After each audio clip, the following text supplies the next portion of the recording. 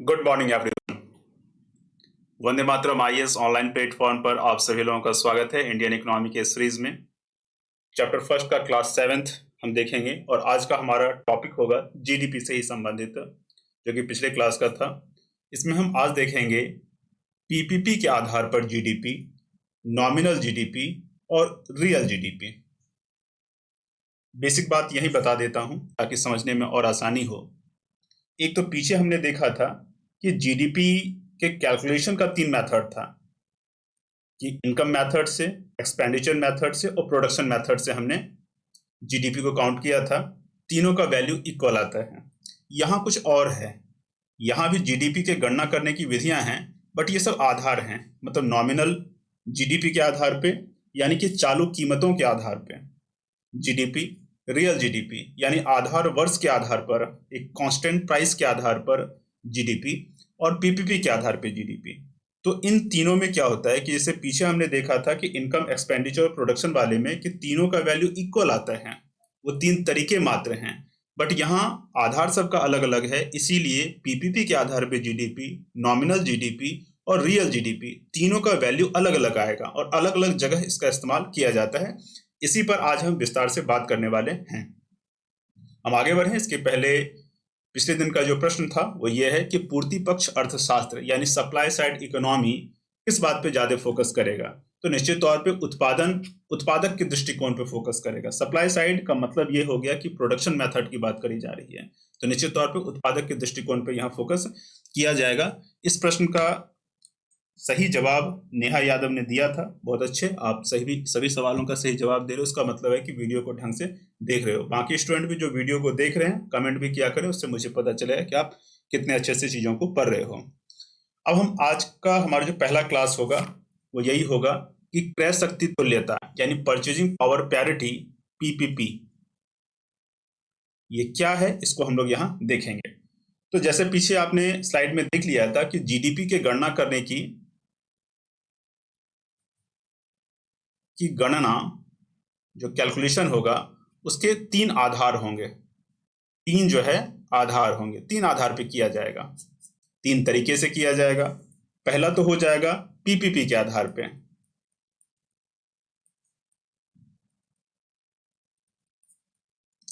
PPP के आधार पे क्या होता है, इसमें 2 देशों के बीच, ठीक है, वैसे तुलना तो अमेरिका के डॉलर से ही किया जाता है, लेकिन फिर भी आप इस तरह से समझिए कि यहां क्या किया जाएगा कि 2 देशों के मध्य तुलना की जाएगी और इसमें यह देखा जाएगा कि किसी भी अर्थव्यवस्था की क्रय क्षमता कितनी है।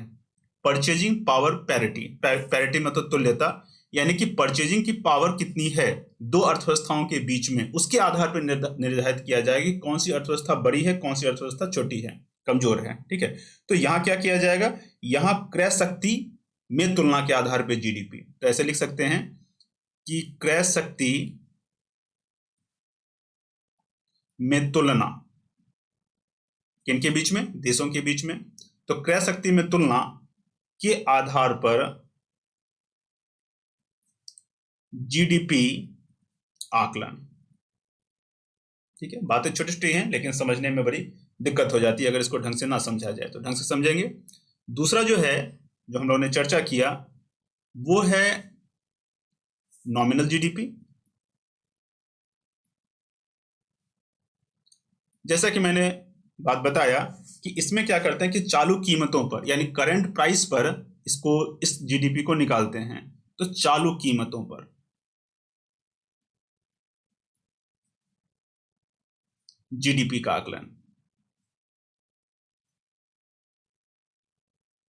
चालू कीमत मतलब करंट प्राइस। ठीक है, तो नॉमिनल जीडीपी, इसको और विस्तार से हम आगे भी देखेंगे, अलग अलग स्लाइड्स में देखेंगे, लेकिन यहां बेसिक बात देख लेना आवश्यक है। जो बच्चे पीसीएस की तैयारी कर रहे हैं या एसएससी जैसे वनडे एग्जाम की तैयारी कर रहे हैं, उनका इसी स्लाइड से बहुत कुछ हो जाएगा। लेकिन जो यूपीएससी की तैयारी कर रहे हैं उनको बस समझने के लिए है, आगे जो विस्तार होगा उन विस्तार से प्रश्न पूछा जाएगा। तीसरा जो है वो है real GDP. Real GDP, real GDP का मतलब है कि इसमें कांस्टेंट प्राइस यानी कि आधार वर्ष के आधार पर, ठीक है, आधार वर्ष के आधार पर जीडीपी निकलता है यहां, ठीक है, यानी कांस्टेंट प्राइस पर।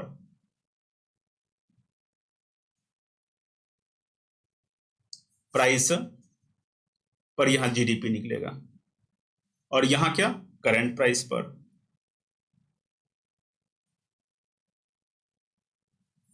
ठीक है, और यहां क्या है कि दो देशों के मध्य जो क्रय शक्ति कैसी है उसके आधार पर इसमें जीडीपी को काउंट किया जाएगा। इस बात को समझ के चलिए अब आगे चलते हैं और आगे देखते हैं।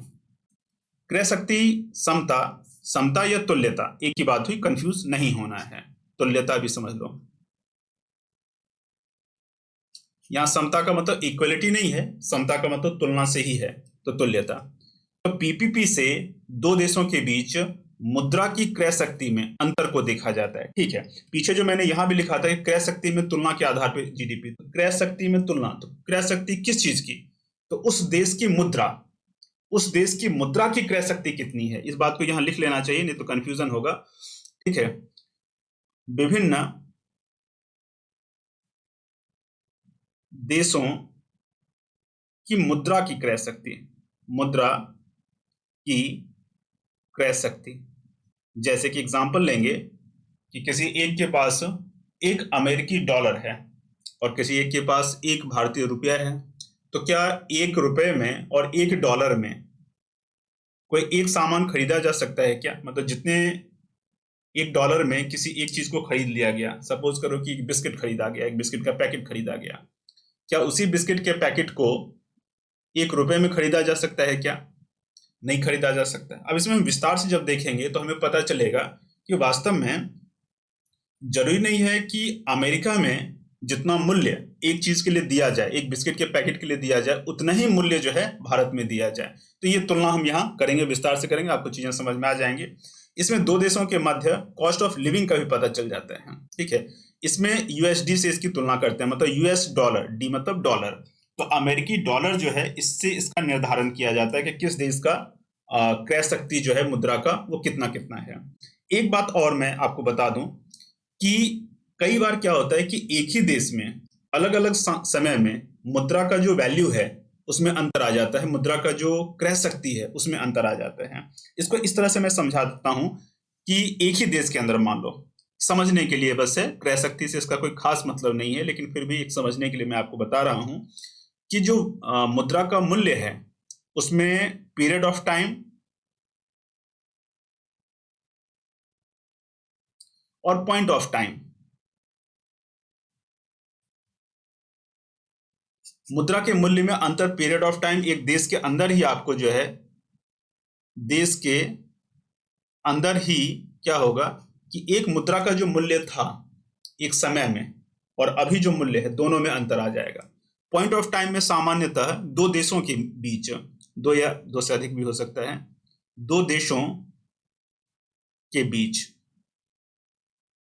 ये कई बार हम तुलना करते हैं ना कि पहले आजादी के समय एक डॉलर लगभग एक रुपए के ही बराबर था, यानी कि हमारी मुद्रा की जो क्षमता थी वो काफी ज्यादा थी, तो वो पीरियड ऑफ टाइम ही हुआ। ठीक है, कि 1947 1922 में हम तुलना कर रहे हैं। ठीक है, इवन अगर आप तुलना बहुत आगे पीछे करो तो आपको आश्चर्यजनक फैक्ट मिलेगा। एक किताब में पढ़ रहा था तो उस किताब में मुझे पता चला कि जैसे किसी एक कमोडिटी को लेते हैं, गौघृत को लेते हैं, गौ मतलब जिसको गाय बोलते हैं, काउ, तो उसका शुद्ध नाम जो है गौ ही है। तो गौघृत वर्तमान में कैसे पर केजी मिलता है? 2000 रुपये पर किलो या 3000 रुपये पर किलो, कितना पर किलो मिलता है? हाँ सही बात है, वास्तविक गौघृत की कीमत अभी इतना ही है, बिलौना वाला जो घी होता है। लेकिन बताते हैं कि कौटिल्य ने अपने किताब में मेंशन किया है, कौटिल्य के टाइम में यानी मौर्य काल में, मौर्य काल में यह गौघृत जो है वो बताते हैं कि एक मन से ज्यादा मिल जाता था 1 रुपया में। ठीक है, अभी इतने रुपए में 1 किलो मिलता है, इतना रुपए में 1 केजी, वर्तमान में लगभग 2022 के आसपास। मौर्य काल में इतना था। पीरियड ऑफ टाइम में क्या हुआ कि एक ही देश के अंदर, ये तो मैंने बस एक एग्जांपल के रूप में ऐसे बस बता दिया, बाकी इतना तुलना कभी एग्जाम में नहीं करना है, बस समझने के लिए बता दिया, शॉकिंग एक तरह से मतलब फैक्ट कि ऐसा भी हो सकता है क्या, इतना तक हो सकता है। पॉइंट ऑफ टाइम में क्या होता है कि दो देशों के मध्य एक ही टाइम में, यानी 2022 में ही या फिर कंटेम्प्रेरी टाइम में, अभी से कुछ समय पहले, दो देशों के मध्य मुद्रा का जो वैल्यू है उसमें बहुत ज्यादा अंतर आपको देखने को मिलेगा, और हमारा विषय यहीं से है, ठीक है। इसमें लेकिन जो तुलना करेंगे वो तुलना हमेशा यूएस डॉलर से करेंगे, यूएसडी से तुलना होगी। अब पीपीपी का निर्धारण कैसे करते हैं, इसका फॉर्मूला क्या है, ठीक है। तो देखिए फॉर्मूला, चूंकि मैंने बताया था कि पश्चिमी देशों की ही अर्थव्यवस्था ये है जिसको भारतीय अर्थव्यवस्था कहते हैं, उन्हीं के द्वारा फॉर्मूला दिया गया है। इसी कारण से उन्हीं का जो कुछ कमोडिटी का नाम लेंगे, जैसे हमेशा बर्गर की बात की जाती है तो बर्गर का यहाँ नाम ले लेंगे, ठीक है। तो इसमें कुछ बातों को लिखना पड़ेगा, तो ऐसा लिखिए कि इसका निर्धारण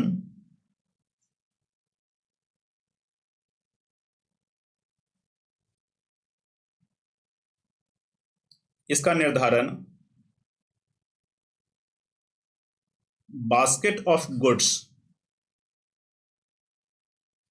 ठीक है, के आधार पर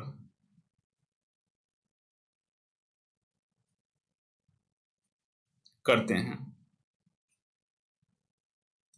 ये टर्म एक बस दे दिया गया है बास्केट ऑफ गुड्स, लेकिन इसका मतलब ये नहीं हुआ कि सिर्फ गुड्स ही होते हैं। पीपीपी का निर्धारण अगर हमें करना है तो उसमें सर्विसेज को भी काउंट करेंगे, तो ब्रैकेट में आपको लिखना होगा कि सर्विसेज भी इंक्लूड रहते हैं, ठीक है। लेकिन लिखा जाता है, टर्म एक प्रचलित हो गया बास्केट ऑफ गुड्स। अच्छा, कितनी वस्तुएं और सर्विसेज, तो देश में जितने भी उत्पादित वस्तु और सेवाएं हैं तो लगभग सभी वस्तुओं और सेवाओं को लिया जाता है, ये भी बात आप ध्यान में रखिएगा। अब हम एग्जाम्पल लेंगे, एग्जाम्पल बर्गर का हमेशा लिया जाता है इसलिए मुझे भी लेना पड़ेगा। तो बर्गर का कॉस्ट हम देखेंगे दो देशों के मध्य और फिर तुलना कर लेंगे। जैसे कि अमेरिका में देखते हैं तो यूएसए यानी अमेरिका और इंडिया, इन दोनों देशों में तुलना करते हैं। हमें तो अपने देश से ही मतलब है, लेकिन अमेरिका मजबूरी है इसको लेना क्योंकि अमेरिका से ही तुलना किया जाता है। तो अमेरिका में एक बर्गर का प्राइस जो है, मान लेते हैं कि 5 अमेरिकी डॉलर है, लगभग इतना ही होता है, ठीक है। तो इस हिसाब से अगर हम जो है निकालें, भारत में अगर इसका मूल्य निकालें, भारत में इसका प्राइस निकालें तो कितना निकल जाएगा, तो 76.53, ये लगभग अभी का दोनों का एक्सचेंज रेट है। ये क्या है, 76.53 बराबर 1 अमेरिकी डॉलर, इतना रुपए बराबर 1 अमेरिकी डॉलर, ये एक्सचेंज रेट है। इसको आपको क्या करना पड़ेगा, 5 से गुणा करेंगे और तब निकलेगा 382.65। एक और बात है, ये जो कीमत है एक्सचेंज रेट, ये हमेशा चेंज होते रहता है, इसलिए कंफ्यूज नहीं होना है। ये एक्सचेंज रेट 1 मई 2022 का था, अभी थोड़ा बहुत चेंज हो गया होगा, तो उसके अनुसार आप ले लीजिएगा। अब इसमें लेकिन हम एक्चुअल प्राइस जो देखते हैं, बट एक्चुअल प्राइस भारत में बर्गर खरीदने के लिए गए हो तो 382 रुपये लगा है क्या, नहीं लगा होगा। अब किसी 5 स्टार होटल टाइप में चले गए तो अलग बात है। सामान्यतः एक बर्गर की कीमत जो है भारत में लगभग 110 रुपये। 110 रुपये लेने का कारण है ताकि हम तुलना ढंग से कर सकें और एक फिगर हमारे पास आ सके। तो लगभग 110 रुपये के आसपास भारत में एक्चुअल प्राइस एक बर्गर का होगा। तो इस तरह से हमें आप तुलना करना होगा, दोनों का क्या करना पड़ेगा, तुलना करना पड़ेगा। किस चीज का तुलना करेंगे, तो दोनों के मुद्रा यानी भारतीय रुपए और अमेरिकी डॉलर का जो परचेजिंग पावर है उनकी तुलना करेंगे, कंपैरिजन करेंगे, ठीक है। तो तुलना का जो फॉर्मूला होता है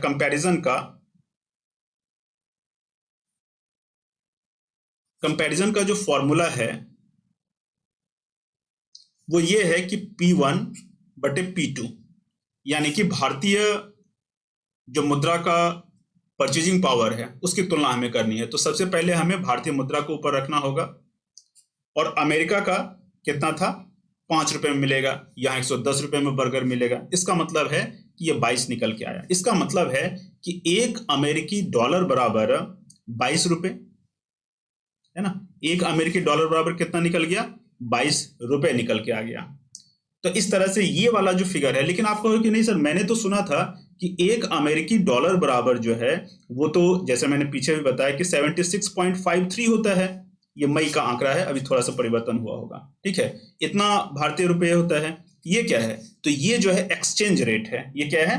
एक्सचेंज रेट है। ये टाइम टू टाइम चेंज होता है, बट ये जो है ये पीपीपी की तुलना है, ये टाइम टू टाइम चेंज नहीं होता, ये 3-3 साल में नॉर्मली चेंज किया जाता है इसमें, ठीक है। तो इसमें चाहो तो आप लिख लो, ये दोनों क्या है? दो देशों के पीपीपी के मध्य ये तुलना है, ठीक है। अब इसमें कुछ पॉइंट को और मैं लिखूंगा, वो आपको समझना है। तो सबसे पहले बात तो आपको जो है एक्सचेंज रेट को और अच्छी तरह से समझना होगा, और कुछ पॉइंट को मैं और लिख दूंगा। एक्सचेंज रेट को पहले समझते हैं कि एक्सचेंज रेट क्या है। पीछे जो आपने लिखा था एक्सचेंज रेट, उसको आप परिभाषा के रूप में या फिर समझने के लिए कुछ लाइन उसमें लिख लें एक्सचेंज रेट को।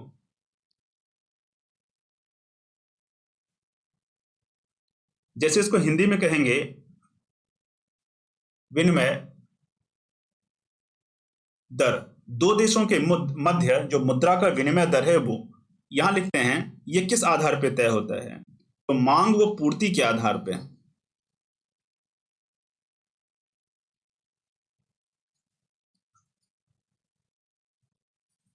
फॉरेन एक्सचेंज यानी कि फॉरेक्स मार्केट में यह दर तय होती है। इस बात को समझ गए क्या? ये कहां तय होती है? फॉरेन एक्सचेंज मार्केट यानी फॉरेक्स जिसको कहते हैं, वहां फॉरेक्स मार्केट में यह दर तय होती है, विनिमय दर है। इसका मतलब क्या हो गया कि यदि हमें विदेशी वस्तुओं की ज्यादा आवश्यकता है, भारत को अगर विदेशी वस्तुओं की ज्यादा आवश्यकता है और इसके लिए हमें क्या करना पड़ेगा? डॉलर खर्च करना पड़ेगा।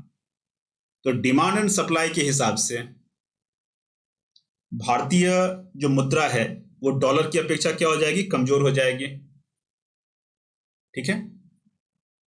अगर हमें विदेशी वस्तुओं की आवश्यकता है तब तो हमें खर्च करना पड़ेगा, तब तो हमें विदेशियों को डॉलर देना पड़ेगा, क्योंकि डॉलर में वो एक्सेप्ट कर रहे हैं। मान लो कि हमें विदेशी वस्तुओं की आवश्यकता नहीं है, तो डॉलर की कीमत भारतीय मुद्रा की तुलना में घटेगी या बढ़ेगी? घट जाएगी। एक अमेरिकी डॉलर बराबर 76 रुपीज होता है। ये इसलिए है क्योंकि मुख्य रूप से हमें जो है बहुत ज्यादा विदेशी मुद्रा की आवश्यकता है। अगर विदेशी मुद्रा की आवश्यकता खत्म हो गई तो हमारी तुलना में अमेरिकी डॉलर की कीमत ज्यादा नहीं रहेगी। इस बात को समझ गए? अब कुछ और पॉइंट को देखते हैं। यहां पीछे आप पीपीपी देखे थे कि एक अमेरिकी डॉलर बराबर 22 भारतीय रुपया, यानी कि एक अमेरिकी डॉलर में जितनी चीजें अमेरिका में खरीदी जा सकती हैं, 22 रुपए में वही चीज भारत में खरीदी जा सकती है। यानी कि रियल में ये वाला जो है रियल फिगर है, मुद्रा का जो रियल फिगर एक डॉलर बराबर 22 रुपए है, लेकिन एक्सचेंज रेट के हिसाब से ये हो जाता है, मतलब वास्तविक ग्राउंड लेवल पे ये हो रहा है। लेकिन अगर किसी को, जैसे मान लो कि किसी की सैलरी अमेरिका में 100 रुपए है और यहाँ जो है उसकी सैलरी जो है उसी व्यक्ति की 2200 रुपए अगर हो जा रही है, मतलब 100 रुपए है, हाँ 2200 रुपए हो जा रही है, तो फिर इक्वल हो गया। सेम स्तर का जो है जीवन स्तर जी सकता है वो व्यक्ति जो अमेरिका में जी रहा है 100 डॉलर में, वो 2200 रुपए में भारत में जी सकता है। ये दिखाता है, ठीक है। अब एक बात जो यहां हमें लिख लेनी चाहिए, यहां मैं लिख देता हूं, यहां लिख देता हूं कि एक्सचेंज रेट की तरह ये हमेशा चेंज नहीं होता है।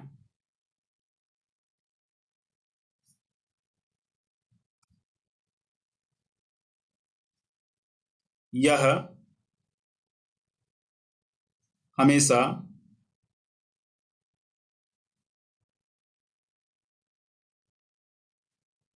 चेंज नहीं होता, ठीक है। 3 साल में चेंज होता है, 3 वर्ष में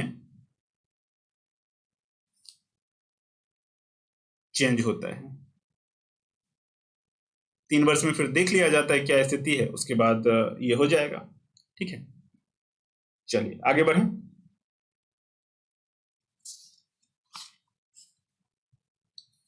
अब यहां कुछ और फैक्ट आपको बहुत ही महत्वपूर्ण देखने को मिलेंगे, वो यहां देख लेते हैं। यहां देखिए पीपीपी कन्वर्जन फैक्टर। ये पीपीपी में हमने जैसे देखा कि एक अमेरिकी डॉलर बराबर 22 भारतीय मुद्रा, ये कहां से निकला?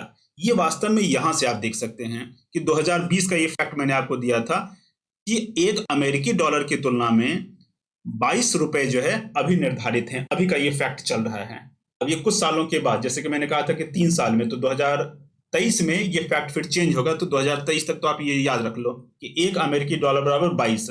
लेकिन ये जो फिगर है, ये जो डाटा है, ये देता कौन है, इसके पीछे काम कौन कर रहा है, कौन से प्रोग्राम इसके पीछे हैं, ठीक है। तो यहां आप देखिए कि international comparison programme, international comparison programme बड़ा ही महत्वपूर्ण है। और यहां से एक पीटी का प्रश्न पूछा जा सकता है।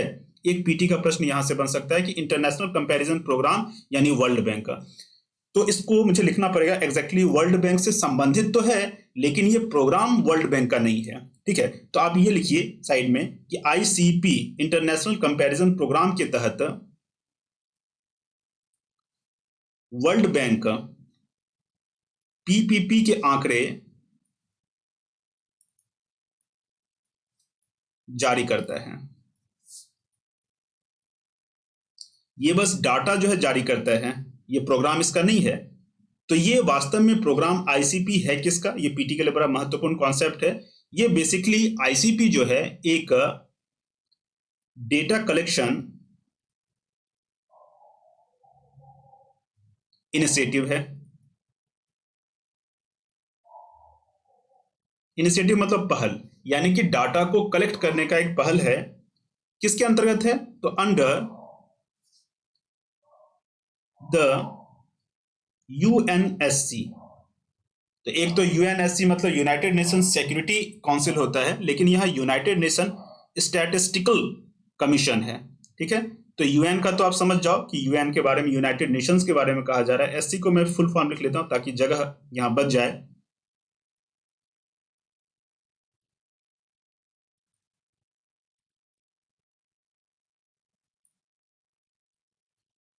यानी कि संयुक्त राष्ट्र सांख्यिकी आयोग का ये इनिशिएटिव है, मतलब इसके अंतर्गत ये आईसीपी प्रोग्राम चलता है, ठीक है। तो मुख्य रूप से इसका जो काम होता है वो पीपीपी का जो डाटा है उसको प्रोड्यूस करना, उसको जारी करना, ठीक है, मतलब वो प्रोड्यूस करना, और साथ ही साथ प्राइस लेवल जो मतलब इंडिकेशंस हैं, प्राइस लेवल इंडिकेशंस हैं, उनके बारे में मतलब उनकी तुलना करना, ठीक है। तो पीएलआई यानी कि प्राइस लेवल इंडाइसेस उसको कहते हैं, प्राइस लेवल इंडाइसेस यानी पीएलआई। तो पीएलआई के बारे में भी इसी प्रोग्राम के तहत हम जानते हैं। बात वही है कि दो देशों के बीच में प्राइस लेवल को क्या करते हैं, तुलना करने वाला बात एक ही है। तो डाटा कलेक्शन इनिशिएटिव है। और हमें अगर पीटी में सवाल पूछ लिया गया कि आईसीपी का संबंध किससे है, और ऑप्शन में मान लो कि वर्ल्ड बैंक और यूएनएससी दोनों हो, तो क्या करोगे, तो यूएनएससी करेंगे। क्योंकि ये प्रोग्राम यूएनएससी का है, लेकिन इससे रिलेटेड जो डाटा है वो डाटा प्रोड्यूस करता है कौन, डाटा जो शो करता है वो वर्ल्ड बैंक करता है। तो दोनों अगर हो जाए तो यूएनएससी करेंगे। अगर मान लो कि वर्ल्ड बैंक ही रहे, यूएनएससी ना रहे आईसीपी से रिलेटेड, तो आंसर फिर वर्ल्ड बैंक होगा। इस बात को समझ पाए क्या कि एक इंटरनेशनल कंपैरिजन प्रोग्राम पीपीपी से संबंधित, इसका संबंध किससे है। अगर मान लो कि ऑप्शन में वर्ल्ड बैंक और यूएनएससी दोनों रहे तो यूएनएससी करना, अगर यूएनएससी नहीं है तो वर्ल्ड बैंक प्राथमिकता, वो आंसर में आ जाएगा, ठीक है। अब चलिए एक और बात देखते हैं, जैसे कि यहाँ चाइना का भी मैं लिख देता हूं, चाइना का यहाँ लिखा नहीं गया है। चाइना का भी 2020 में जो ये डाटा था वो था 4.18 युआन, 4.18 युआन। तो अब अगर दो देशों के बीच अगर तुलना कर रहे हैं तो क्या हो गया कि एक अमेरिकी डॉलर बराबर, भारत के हिसाब से देखा जाए तो भारत का 22 रुपया, और एक अमेरिकी डॉलर बराबर युआन के हिसाब से देखा जाए तो 4.18 युआन, ठीक है। ये डॉलर को इधर या इधर किधर भी लिख सकते हो, कोई दिक्कत नहीं है। अब दोनों को अगर कंपेयर करें, यानी इंडिया और चाइना को पीपीपी के हिसाब से कंपेयर करें, जैसे इंडिया और अमेरिका को तो कर लिया कि एक अमेरिकी डॉलर बराबर 22 भारतीय रुपया, उसी तरह से इंडिया और चाइना को अगर आपको तुलना करना है तो क्या करोगे, 22 को डिवाइड करना पड़ेगा 4.18 से, तो ये क्या हो जाएगा 5.26, यानी कि भारतीय रुपया और चीनी युआन दोनों में ज्यादा फर्क नहीं है, दोनों में ज्यादा फर्क नहीं है। अगर मान लो कि चाइना में 1 युआन कोई खर्च करता है और भारत में कोई 5 रुपया खर्च करता है, तो दोनों का जीवन स्तर क्या होगा? बराबर होगा। लेकिन अमेरिका में $1 कोई खर्च करता है और भारत में 22 रुपया खर्च करेगा, तब क्या होगा? तब दोनों का जीवन स्तर बराबर होगा। यानी भारत और अमेरिका के बीच में मुद्रा की क्रय शक्ति के मामले में अंतर ज्यादा है चीन की तुलना में। ठीक है, अब इसके हिसाब से हम अगर बात करेंगे तो पीपीपी के हिसाब से पूरी दुनिया में भारत का जो लेवल है वो बहुत अच्छा माना जाता है, तीसरा लेवल माना जाता है। दुनिया के बिगेस्ट जीडीपी को अगर पीपीपी के हिसाब से देखा जाए तो भारत का स्थान कौन सा है? तीसरा है, वो हम आगे देख लेंगे। लेकिन संस्थाओं से संबंधित आईसीपी का जो कॉन्सेप्ट था उसको और बेहतरीन ढंग से यहां हम समझ लेते हैं। ठीक है, एक तो आईसीपी के संदर्भ में, इंटरनेशनल कंपैरिजन प्रोग्राम के संदर्भ में मैंने बताया कि वर्ल्ड बैंक और यूएनएससी इन दोनों का है। इसके अलावा भी कुछ फैक्ट यहाँ हैं और भी कुछ संस्थाएं जो हैं इस तरह के डाटा से संबंधित हैं। अगर प्रश्न पूछा जाएगा तो आप कंफ्यूज ना हो, इसके लिए और स्पष्ट रूप से यहाँ बता देता हूँ।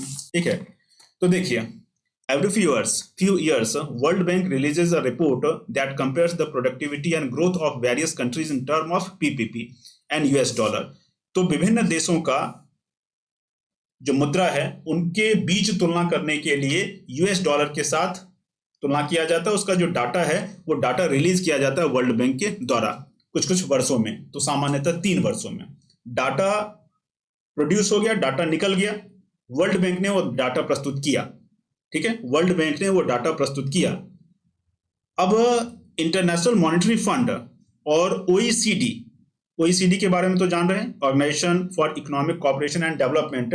ये 38 कंट्रीज का एक ऑर्गेनाइजेशन है और इसमें मुख्य रूप से विकसित अर्थव्यवस्थाएं हैं, यानी कि उच्च आय वर्ग वाली अर्थव्यवस्थाएं हैं। 1960 में इसकी स्थापना हुई थी। तो आईएमएफ और ओईसीडी जैसी संस्थाएं इस डाटा का इस्तेमाल करती हैं। किस चीज के लिए इस डाटा का इस्तेमाल करती हैं? Predictions and recommended economic policy. तो विभिन्न देशों के लिए आर्थिक ग्रोथ, आर्थिक विकास कितना होगा इस बात का प्रेडिक्शन करती हैं, अनुमान लगाती हैं, अनुमान जारी करती हैं और विभिन्न देशों को ये बताती हैं कि उनको अपना इकोनॉमिक पॉलिसी कैसे करना चाहिए। पूरी दुनिया की ये चौधरी हैं, आईएमएफ, ओईसीडी, ये बताते हैं हमें कि पूरी दुनिया का जो है तुम्हारे देश का इकोनॉमिक पॉलिसी ऐसा होना चाहिए, ऐसा होना चाहिए। इसलिए बताते हैं क्योंकि उन्हीं की इकोनॉमी बेसिकली है, जैसा कि मैंने आपको बताया। खैर, बात को समझ गए? तो आप ये समझना कि यहाँ पीपीपी से संबंधित जो डाटा है उसका संबंध World Bank, IMF, OECD, UNSC इन सब से हो जाता है अलग अलग संदर्भ में। ठीक है, अब हम दूसरे टॉपिक पे आएंगे। हमारा टॉपिक जो अगला होगा वो होगा रियल जीडीपी और नॉमिनल जीडीपी। मैंने बताया था कि 3 तरह के जीडीपी को हम देख रहे हैं, एक पीपीपी के आधार पे जीडीपी, फिर नॉमिनल जीडीपी, रियल जीडीपी। ठीक है, तो हम नॉमिनल जीडीपी और रियल जीडीपी को आगे हम देखेंगे, लेकिन उसके पहले कुछ डाटा का खेल यहां देख लेते हैं। ठीक है, नॉमिनल जीडीपी को आप जब देखोगे तो आपको पता चलेगा कि पीपीपी के हिसाब से जीडीपी भारत तीसरे स्थान पर, लेकिन नॉमिनल के हिसाब से भारत का जो है 7वां स्थान। ठीक है, पीपीपी के हिसाब से भारत का तीसरा स्थान पूरी दुनिया में जीडीपी, और नॉमिनल जीडीपी के हिसाब से भारत का 7वां स्थान। ठीक है, तो पहले कुछ फैक्ट पे बात कर लेते हैं, देन जो है नॉमिनल को समझेंगे, तब आपको और क्लियर हो जाएगा। जैसे कि मैंने बताया था कि चालू कीमत पे करते हैं, इसलिए वैसा है और स्पष्ट रूप से आपको समझ में आएगा। तो देखिए, what the largest economies in the world, दुनिया की सबसे बड़ी अर्थव्यवस्थाएं पूरी दुनिया में कौन है? आईएमएफ के हिसाब से, इंटरनेशनल मॉनेटरी फंड, अंतर्राष्ट्रीय मुद्रा कोष के हिसाब से ये एक आंकड़ा जारी किया गया है। ये जो आंकड़ा है, तो आप कंफ्यूज हो जाए कि सर ने तो बताया था कि तीसरा स्थान है, लेकिन यहां जो दिखाया जा रहा है वो भारत का स्थान 7वां दिखाया जा रहा है, या छठा भी है, छठा या 7वां है, वो चेंज होते रहता है नॉमिनल वाला, चूंकि चालू कीमत पे है ना, तो वो चेंज होते रहते हैं। तो ये क्या खेल है? तो ये वास्तव में जो है नॉमिनल जीडीपी के हिसाब से, जबकि यहाँ इस पैराग्राफ में कहीं भी नहीं लिखा गया है कि ये नॉमिनल जीडीपी के हिसाब से, लेकिन आपको समझना पड़ेगा। ठीक है, कि भारत का स्थान जो 7वां है वो नॉमिनल जीडीपी के हिसाब से कितना है, तो 2.72 ट्रिलियन है। और पूरी दुनिया की इकोनॉमी कितनी बड़ी है ये भी हमें जानना चाहिए। तो एक फैक्ट लिख लो कि टोटल वर्ल्ड जीडीपी अभी 91.98 ट्रिलियन है अमेरिकी डॉलर में। ऑब्वियसली ये भी अमेरिकी डॉलर में ही है। ठीक है, तो भारत का देख सकते हो पूरी दुनिया की अर्थव्यवस्था में भारत का योगदान या फिर भारत की हिस्सेदारी कितनी है, यहां से आपको पता चल जाएगा। ठीक है, अब चलिए आगे चलते हैं, इन दोनों फैक्ट को देख लीजिए एक बार फटाफट से कि जीडीपी के हिसाब से, पीपीपी के हिसाब से जीडीपी जो भारत का है वो कितना है, 10.5 है, और नॉमिनल के हिसाब से कितना है भारत का, 2.7 है। अच्छा, अभी पीछे आपने सुना होगा कि प्रधानमंत्री मोदी जी ने अभी बोला था कि भारत की अर्थव्यवस्था को हम क्या करेंगे, 5 ट्रिलियन इकोनॉमी बनाएंगे 2025 तक। तो पीपीपी के हिसाब से तो 5 क्या, हम तो 10 हैं, लेकिन वास्तव में प्रधानमंत्री का जो कहना था वो नॉमिनल जीडीपी के हिसाब से दुनिया में उन्होंने घोषणा किया कि हमें 5 ट्रिलियन का बनाना है। कब तक बनाना है, 2025 तक बनाना है। ठीक है, चालू कीमत के आधार पर उन्होंने बोला। आगे बढ़ते हैं, अब नॉमिनल जीडीपी को यहां परिभाषित रूप से देख लेते हैं। पहला तो हमने पीपी देखा, दूसरा जो है नॉमिनल। तो यह चालू कीमत यानी वर्तमान कीमत, वर्तमान में जो प्रचलित कीमत है में व्यक्त सभी वस्तुओं और मूल्यों को मापता है। जो चालू कीमत है उसके आधार पर यह मापता है। ठीक है, रियल जीडीपी देखते हैं। ये चालू कीमत यानी करंट प्राइस, ये भी लिख लेना जरूरी है, पीछे तो वैसे लिख ही लिए थे। करंट प्राइस मतलब वर्तमान में अभी कितना है। ठीक है, अब क्या करते हैं, एक और बात समझना कि नॉमिनल जीडीपी में ही, नॉमिनल जीडीपी में ही हम क्या करते हैं कि इन्फ्लेशन को एडजस्ट करते हैं। इन्फ्लेशन को अगर एडजस्ट कर दिया जाए, यानी कि महंगाई, मुद्रास्फीति को अगर एडजस्ट किया जाए, तो वो नॉमिनल जीडीपी क्या हो जाएगा, तब वही रियल जीडीपी हो जाएगा। ठीक है, चलिए इसका आंकड़ा भी कितना है, फैक्ट कितना है, वो मैं आपको अगले स्लाइड में बता दूंगा, ताकि यहां बहुत ज्यादा वो नहीं हो जाए। चलिए रियल जीडीपी देखते हैं। यह किसी आधार वर्ष की कीमतों पर व्यक्त की गई सभी वस्तुओं और सेवाओं के मूल्य को दर्शाता है। यह वर्तमान में प्रचलित कीमत 2022 का हो जाएगा। यहां कितना होगा, कोई आधार वर्ष होता है, तो वर्तमान में जो आधार वर्ष है वो 2011-12 है। इसी तरह से होता है, 2011-12 है। अब 2011-12 में जो कीमत थी उसके आधार पर रियल जीडीपी निकाला जाता है, लेकिन इसमें फायदा ये हो जाता है, ठीक है, इसमें ये आधार वर्ष हो गया तो ये कांस्टेंट प्राइस हो गया, ये भी आपको लिखना पड़ेगा।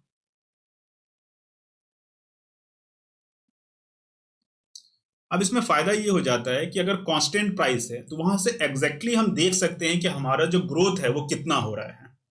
ठीक है, वहां मान लो कि इस समय हमारी अर्थव्यवस्था 2011-12 में 100 रुपए थी, अभी हमारी अर्थव्यवस्था मान लो कि 108 रुपए हो गई। एग्जैक्टली आपने कह दिया कि 8% हमारा ग्रोथ हुआ है। ठीक है, लेकिन नॉमिनल जीडीपी में हमें पता नहीं चल पाता है कि वास्तविक हमारा ग्रोथ जो है वो कैसा है, क्योंकि कई बार 2022 में मान लो कि कम है, पीछे जो है कुछ ज्यादा होगा, इस तरह से आगे पीछे होते रहता है, तो नॉमिनल जीडीपी से एग्जैक्टली फिगर पता नहीं चल पाता। फिर भी इंटरनेशनल लेवल पे ये जो नॉमिनल जीडीपी का फैक्ट है वो महत्वपूर्ण होता है। ठीक है, भारत में आर्थिक वृद्धि को रियल जीडीपी या कांस्टेंट मार्केट प्राइस के आधार पर ही मापा जाता है। बड़ा ही महत्वपूर्ण फैक्ट है। एक और बात मैं बता दूं कि भारत सरकार इससे आगे बढ़ के कुछ और करने का सोच रही है। भारत सरकार जो ये कांस्टेंट प्राइस पर, जो आधार वर्ष के आधार पर यानी बेस ईयर के आधार पर अभी जो जीडीपी को मानती है, इसके जगह पे एक दूसरे विधि को सोचा जा रहा है। उसका नाम है चेन बेस्ड मेथड। मतलब अभी तक है फिक्स्ड बेस है, फिक्स है 2011-12। अब इसके जगह पे सोचा जा रहा है, ये हुआ नहीं है लेकिन सोचा जा रहा है कि चेन बेस्ड मेथड, यानी कि थोड़ा सा एक श्रृंखलाबद्ध रूप से हो, ताकि ऐसा नहीं कि 2011-12 10-11 साल हो गया उसी के आधार पे हम देख रहे हैं, तो रियलिटी में हमें पता ही नहीं चल पाता है कि अभी हमने ग्रोथ वास्तव में कितना किया, उसी के आधार पे तुलना कर रहे हैं ना। तो इसलिए चेन बेस्ड मेथड के बारे में सोचा जा रहा है, लेकिन ये अभी हुआ नहीं है। ठीक है, भविष्य में होगा। कुछ फैक्ट जो है यहाँ पीआईबी का मैंने लगा दिया है, ताकि रियल जीडीपी और जो नॉमिनल जीडीपी है उसके बारे में और भी आपको कुछ फैक्ट मिल जाए। तो इन फैक्ट के आधार पे मैं कुछ चीजों को लिख देता हूं, पीछे लिख देता हूं, बाकी इसको आप पूरी तरह से पढ़ सकते हैं। तो रियल जीडीपी के बारे में कुछ जो फैक्ट है वो ऐसा है कि 2021-22 का जो एस्टिमेशन किया गया था, वो किया गया था 147.72 लाख करोड़। ये हमारा जीडीपी था भारत का, ठीक है। इसका मतलब जो ग्रोथ है वो कितना हुआ है, 8.9%। उसी तरह से अगर हम नॉमिनल जीडीपी की बात करें, नॉमिनल जीडीपी की बात करें तो 2021-22 में जो एस्टिमेशन इसका है वो है 236.44 लाख करोड़। इसका जो ग्रोथ दिखा रहा है पिछले साल से वो है 19.4%। लेकिन ये 2011-12 के आधार पे होगा, ये पिछले साल के आधार पे होगा, इसलिए बहुत बड़ा फिगर दिख जाएगा, लेकिन खुश होने की जरूरत है नहीं, ठीक है। और लगभग ये 2.7 ट्रिलियन के आसपास, अगर इसको डॉलर में व्यक्त करें तो लगभग इतने के आसपास हो जाएगा। फैक्ट यहां आप देख सकते हैं, ये पीआईबी यानी प्रेस इंफॉर्मेशन ब्यूरो का है, ऑथेंटिक फैक्ट। आधार वर्ष को और बेहतरीन ढंग से हम समझ लेते हैं। पीछे तो आपने देख ही लिया कि आधार वर्ष जो है वो 2011-12 है, ठीक है। अर्थव्यवस्था की वास्तविक स्थिति को जानने के लिए आधार वर्ष का प्रयोग किया जाता है। अब इस वर्ष दिख रहा है कि हमारा ग्रोथ कितना हो गया, 19% हो गया, हम खुश हो गए, अरे हमारी अर्थव्यवस्था तो बहुत बड़ी हो गई। लेकिन रियलिटी में आप कुछ वर्ष पीछे से तुलना करेंगे तब आपको पता चलेगा कि आपका ग्रोथ कितना हो रहा है, ठीक है। तो अभी आधार वर्ष 11-12 रखा गया है। आधार वर्ष को 2015 में अभी संशोधित किया गया था, अब इसको फिर से संशोधित करके 2011-12 से हटा करके 2017-18 किया करने पे विचार किया जा रहा है, ताकि एग्जैक्टली हमें पता चल सके कि हमारा ग्रोथ कितना हो रहा है। होता क्या है, इस तरह से भी आप समझिए, जैसे रियल जीडीपी है। अब इसमें मैंने कहा था कि 2011-12 में ये मान लेते हैं, लेट्स, ठीक है, मान लें कि 2011-12 में हमारी अर्थव्यवस्था 100 रुपए की थी। अब अभी जो हम ग्रोथ देख रहे हैं वो क्या देख रहे हैं, देख रहे हैं कि 100 से हमारी अर्थव्यवस्था कितनी, मतलब कितना आगे बढ़ पाए हैं। लेकिन अगर हम इस बेस ईयर को चेंज कर देते हैं, 2017-18 कर देते हैं, तो 2017-18 में जो अर्थव्यवस्था होगी निश्चित तौर पे 100 से तो बहुत ज्यादा होगी।